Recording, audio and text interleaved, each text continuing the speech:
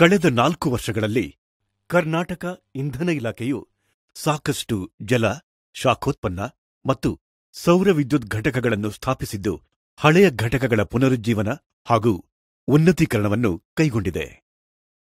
ನಮಸ್ಕಾರ. ಕರ್ನಾಟಕ ರಾಜ್ಯದಲ್ಲಿ ತಾವೆಲ್ಲ ಸೇರಿ ಸಿದ್ದರಾಮಯ್ಯನ ನೇತೃತ್ವದ ಸರ್ಕಾರವನ್ನು ಅಧಿಕಾರಕ್ಕೆ ತಂದ್ರಿ. ಅಧಿಕಾರಕ್ಕೆ ತಂದಾಗ ಇಂಧನ ಇಲಾಖೆಯಲ್ಲಿ 14,000 ಮೆಗಾವ್ಯಾಟ್ ವಿದ್ಯುತ್ತನ್ನು ಉತ್ಪಾದನೆಯನ್ನು ನಾವು ಮಾಡ್ತಾ ಇದ್ದೆವು. ಕಳೆದ 4 ವರ್ಷದಲ್ಲಿ 20,000 ಮೆಗಾವ್ಯಾಟ್ಗೆ ಹೆಚ್ಚಿಸಿದ್ದೇವೆ. 6,000 ಮೆಗಾವ್ಯಾಟ್ ಅಷ್ಟು ಹೆಚ್ಚಿಗೆ ಉತ್ಪಾದನೆಯನ್ನು ನಾವು ಮಾಡ್ತಾ ಇದ್ದೇವೆ. ಇವತ್ತು 40% ವಿದ್ಯುತ್ತನ್ನು ಈ ರಾಜ್ಯದಲ್ಲಿ ಹೆಚ್ಚಿಸಿದ್ದೇವೆ. ಎಲ್ಲರಿಗೂ ಕೂಡ ಮುಂದಿನ ವರ್ಷಗಳಲ್ಲಿ 24 ಗಂಟೆಗಳ ವಿದ್ಯುತ್ ಕೊಡಲಿಕ್ಕೆ ಅವಕಾಶ ಆಗಿದೆ.